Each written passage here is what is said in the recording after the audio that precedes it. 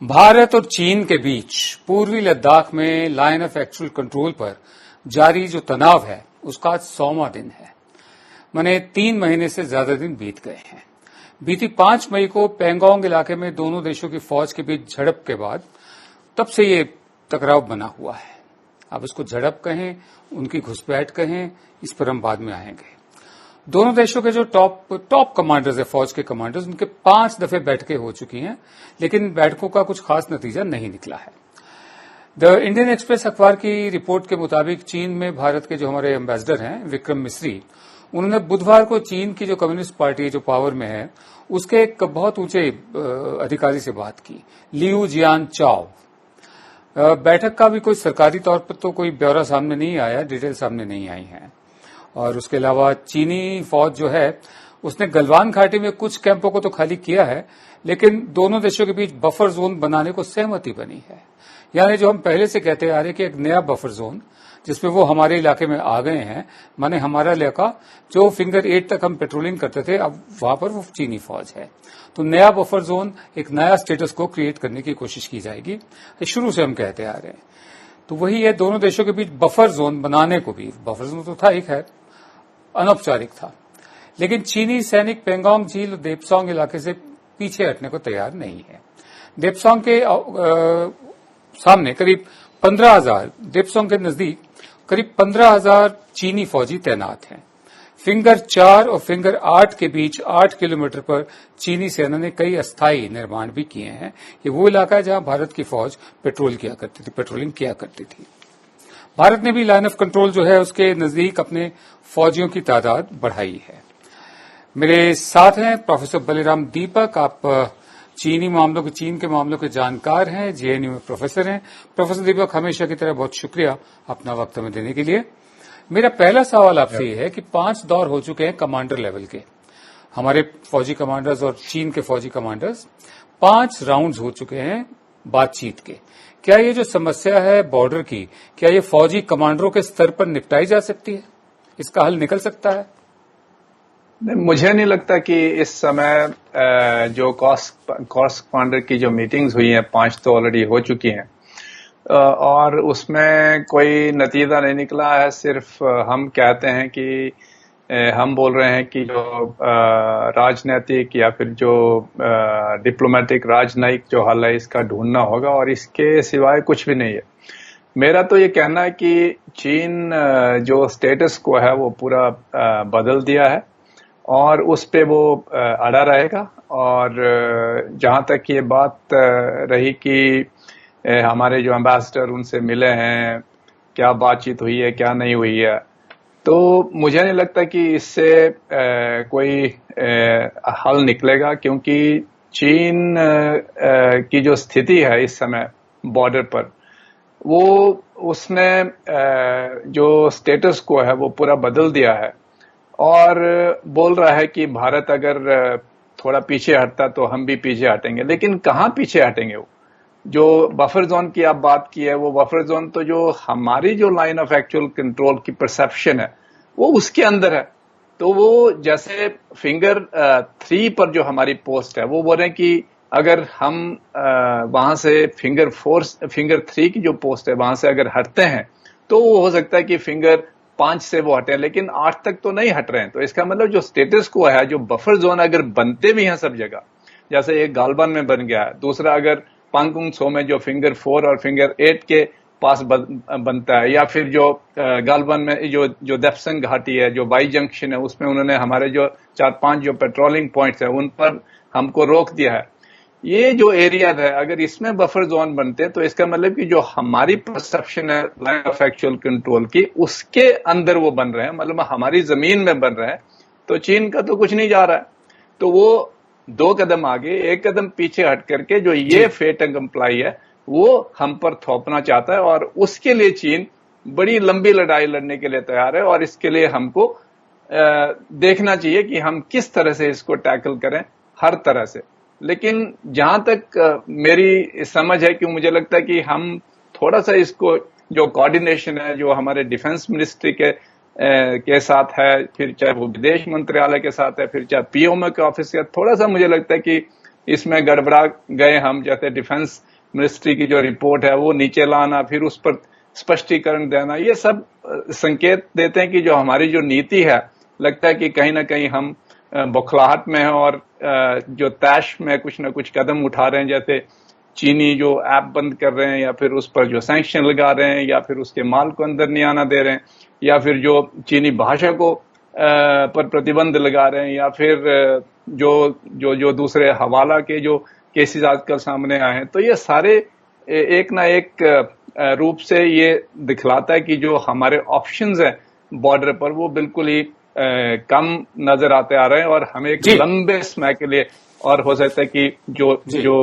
हमारे जो विंटर है जो उसमें हमको जाना पड़े और उसके लिए तैयार रहना पड़ेगा, लेकिन उसके लिए भी बहुत समय बहुत कम है। मुझे लगता है कि 1-1.5 महीना का समय है और उसके बाद हमारे पास समय नहीं। जी, हम आगे बढ़ते हैं। भारत का हालांकि कहना है कि जब तक लाइन ऑफ एक्चुअल कंट्रोल पर चीन की फौज पीछे नहीं हटेगी, रिश्तों में सुधार आना मुश्किल है। कहना है भारत की मांग है कि लद्दाख में लाइन ऑफ एक्चुअल कंट्रोल पर 5 मई से पहले वाली हालत बहाल की जाए। वहीं चीन की तरफ से कहा जा रहा है, जैसे प्रोफेसर दीपक भी बता रहे हैं, कि Indian side can meet the Chinese side half way, कि मतलब आधा रास्ता पे हम मिल सकते हैं। लेकिन वही है कि 2 कदम आगे आकर वो 1 कदम पीछे जा रहे हैं, हम पीछे ही जा रहे हैं, जैसे कि प्रोफेसर दीपक का कहना है। चीन का कहना है, हम उम्मीद करते हैं कि भारत की तरफ से ऐसी कोई भी कार्रवाई नहीं की जाएगी जिस पर सरहद पर हालात और भी मुश्किल हो जाएं। चीन ने यह भी कहा है कि दोनों देश फौजी स्तर पर और डिप्लोमेटिक चैनल से बात कर रहे हैं। बॉर्डर इलाकों में शांति और स्थिरता बनाए रखने के लिए आपसी रिश्ते जो हैं उनके हालात बेहतर बनाने की कोशिश है, खुशनुमा बनाए जाने की जरूरत है। अंदर आकर हमारे घर में हालात खुशनुमा की मांग हो रही है। चीन ने भारतीय मीडिया के उन बयानों का भी जिक्र किया है जिसमें कहा गया है कि भारत चीन का बीच का जो टकराव है लंबे समय तक चलेगा, लॉन्ग हॉल हम कह रहे हैं। अब इसका मतलब क्या है? बहरहाल हाल ही में चीन में भारत के राजदूत सुन बिडोंग ने कहा था कि पैंगोंग झील इलाके में चीन ने घुसपैठ नहीं की है। प्रोफेसर दीपक, मैं जानना चाहता हूं कि चलिए ये इलाके तो आपने बताए, जैसे ये गलवान का इलाका हुआ और ये वाले इलाके हुए, हमने अरुणाचल से हमारा ध्यान हटा हुआ है, वहां पर हालात क्या हैं? क्योंकि असली निगाह तो अरुणाचल पर है। जो माओ से तुमने कहा था कि मतलब 5 फिंगर जो हैं उसमें अरुणाचल एक बहुत महत्वपूर्ण एरिया और चीन का दावा रहा है उस पर। दूसरी ओर खबरें ये भी आई हैं कि हिमाचल प्रदेश के कुछ इलाकों में किन्नौर के नजदीक, मैं आपसे तस्दीक करना चाहता हूं, पुष्टि चाहता हूं, वहां पर भी चीनी फौज है वो सड़क बना रही है हमारे जो हिमाचल प्रदेश से जहां सीमा मिलती है। और तीसरी तरफ नेपाल के जो इलाके नेपाल कह रहा है कि हमारे नहीं है, वहां पर भी कुछ गतिविधि देखी गई है। हालात क्या हैं?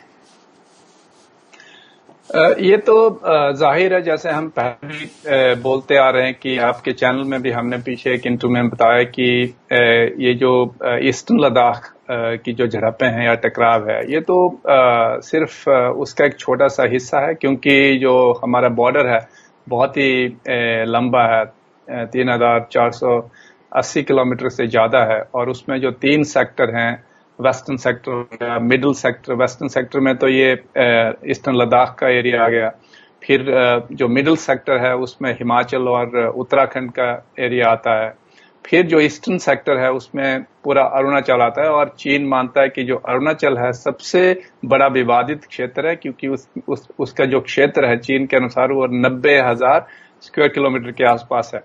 तो इसीलिए जैसे हम भूटान के साथ देख रहे हैं, उसमें जो ईस्टर्न भूटान में जो कार्रवाई कर रहे हैं, बोलते हैं कि जो सेंचुरी का एरिया वो हमारा एरिया है, क्योंकि उससे जो तावांग है उसकी अप्रोच बहुत ही समीप है। और चीनियों ने बिल्कुल साफ साफ किया कि अगर ये बॉर्डर का इश्यू है, मामला है, इसको सुलझाना चाहते हैं तो तावांग उनको वापिस कर देना चाहिए। तो इस तरह की जो ये घटनाएं हैं ये काफी होती रहेगी, और ये तो मुझे लगता है कि कुछ शुरुआत है, क्योंकि ये इसलिए हो रहा है क्योंकि चीन ये मानता है कि उसकी जो एक्सेसिबिलिटी है बॉर्डर, चाहे वो अरुणाचल में हो, चाहे वो हिमाचल में हो, उत्तराखंड में हो, या फिर जो ईस्टर्न लद्दाख है, वेस्टर्न सेक्टर उसमें हो, ये बहुत ही उसकी आसानी से वहां पहुंच है। और जहां तक जो मिडिल सेक्टर की बात है तो उसमें जो हमने पुष्टि भी की है कि में जो हमारा जो लिपुलेख के दूसरी तरफ जो बॉर्डर है चीनियों का तिब्बत का हिस्सा है तो उसमें चीनी लोग सड़क का निर्माण कर रहे हैं। लेकिन मेरा कहना है कि इसको हमको दो बातों से देखना चाहिए। एक तो जो नेपाल ने अपना नक्शा बदला है तो उसमें लिपुलेख को उसमें शामिल किया, तो ये एक सॉलिडारिटी नेपाल के साथ कि नहीं हम आपके साथ है तो आप उनके साथ मतलब भारत के साथ आप लड़ते रहिए इस पर क्योंकि हम इसके साथ हैं। और उसके हमने देखा बाद में पाकिस्तान ने भी वही रुख अख्तियार किया। तो मुझे लगता है कि ये सारी चीजें हमको ध्यान में रखते हुए अपनी जो बॉर्डर नीति है, चीन नीति है, उसको थोड़ा दुरुस्त करने की जरूरत है। बहुत संक्षेप में जानना चाहूंगा कि हिमाचल के किन्नौर का मैंने जिक्र किया, आपके पास कोई सूचना है या जानकारी है कि आप तस्दीक कर सकते हैं कि वहां उसके उस बॉर्डर पर भी चीनी फौज जो है वो अपनी सड़कें बना रही है? कोई भी जानकारी आपके पास हो? नहीं, हमारी है और हमारे जो मित्र है हिमाचल में, क्योंकि मैं हिमाचल से ही हूं, तो वहां बना रहे हैं और सड़कें उनकी पुष्टि की है लोगों ने जो वहां के जो बाशिंदे हैं, तो उन्होंने कहा है कि वो जाते हैं, चरवाहे जाते हैं, फिर भेड़ बकरियों वाले लोग जाते हैं, तो उन्होंने देखा है कि बिल्कुल पास हमारे एरिया से 20-25 किलोमीटर दूर चीनी लोग सड़कों का निर्माण कर रहे हैं। जैसे मैंने कहा कि एक तो ये नेपाल के साथ जो सॉलिडारिटी उसको दर्शाने के लिए, और दूसरा जिस तरह से जो नए सेक्टर वो बना रहे हैं और जो उन्हें लगता है कि जो हमारी जो परसेप्शन है, चीन की जो परसेप्शन है LAC को, उसको जो ये बॉर्डर जो बफर जोन है उसके जरिए वो भारत पर थोपना चाहते हैं। तो ये उसकी नीति, और जैसे हमने कहा भी था जो डीमिलिटराइज बॉर्डर है चीन ये चाहता है, तो ये उसकी एक लंबी सोच है और यही उसी में लगा हुआ है। जी, मैं आगे बढ़ता हूं। हमारे डिफेंस एक्सपर्ट हैं प्रवीण साहनी। उनका मानना है कि भारतीय फौज के पास इंतजार करने के सिवा और कोई रास्ता ही नहीं नजर आ रहा। भारत चीन को सिर्फ और आगे बढ़ने से रोक सकता है, लेकिन ऐसा कर पाना आसान नहीं होगा, यानी पीछे जाने को मजबूर नहीं कर सकता फौजी तौर पर। वहीं Shanghai municipal centre for international studies में प्रोफेसर वांग देहुआ ने कहा है कि चीन भारत से लड़ना नहीं चाहता और भारत चीन से लड़ने के लिए तैयार नहीं है। वांग देहुआ का यह भी कहना है कि भारत के लिए कड़ाके की सर्दी में लद्दाख में फौज को तैनात रखना आसान नहीं होगा। सर्दियों से पहले ही बातचीत से विवाद का हल निकाला जाना चाहिए। 2017 में डोकलाम इलाके में भारत और चीनी फौजियों के बीच 3 हफ्तों तक टकराव की स्थिति रही थी।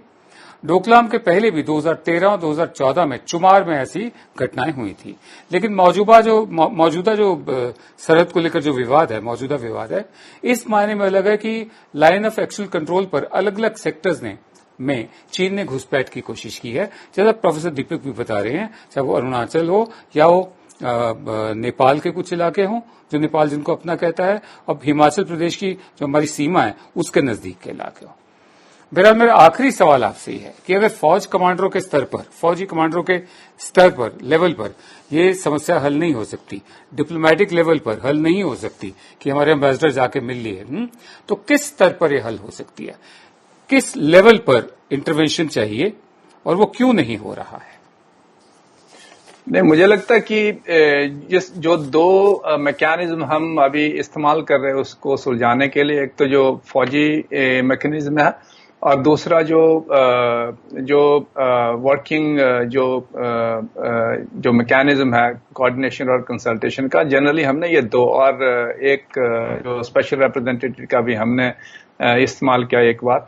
लेकिन मुझे लगता है कि ये तो बिल्कुल ऊंचे स्तर पे होना चाहिए, जैसे प्रधानमंत्री स्तर पर, जिस तरह से डोकलाम का विवाद प्रधानमंत्री और शी जिनपिंग के बीच में रुका था। तो इसीलिए मुझे लगता है ये वाला विवाद भी, तो दोनों जो बड़े नेता, क्योंकि जैसे आज हमारे एम्बेसडर मिले हैं लिउ जिनटाओ से। लिउ जिनटाओ एक करियर डिप्लोमेट है और छोटे स्तर के लीडर हैं, हालांकि वो सेंट्रल कमेटी में मेंबर है, लेकिन सेंट्रल कमेटी में 370 से ज्यादा लोग हैं, और उसकी जो कमांड है, जो फॉरेन अफेयर जो कमीशन है, वो उनके पास है नहीं, वो तो डिप्टी डायरेक्टर है, उसको वो सीधी शी जिनपिंग जी के हाथ में है। तो शी जिनपिंग के हाथ में जितनी जो पावर है, तो हाईएस्ट लेवल में इसका ये सॉल्यूशन हो सकता है। तो मुझे लगता है कि जो प्रधानमंत्री और शी जिनपिंग के बीच में जो हॉटलाइंस है उसका प्रयोग करना चाहिए। हालांकि पता नहीं क्यों नहीं प्रयोग कर रहे हैं, तो एक बार भी दोनों टकराव के दिशा में चलते जा रहे हैं और इस तरह से जो खतरे के बादल है खास करके बॉर्डर पे, और जिस तरह से चीन की जो नीति है, मुझे नहीं लगता कि वो बिल्कुल भी पीछे हटने के इच्छुक हैं। तो ऐसी स्थिति में मुझे लगता है कि जो पॉलिटिकल सोल्यूशन है, जो सीधा सीधा जो बड़े नेताओं के बीच में एक वार्ता होनी चाहिए, तो इसलिए मुझे लगता है कि उसी से यह संभव होगा। नहीं तो हमें लंबे टकराव के लिए तैयारी करनी होगी, और जो कि हमारी जो आर्थिक स्थिति है और दूसरे उस पर काफी सारे सवाल खड़े उठते हैं।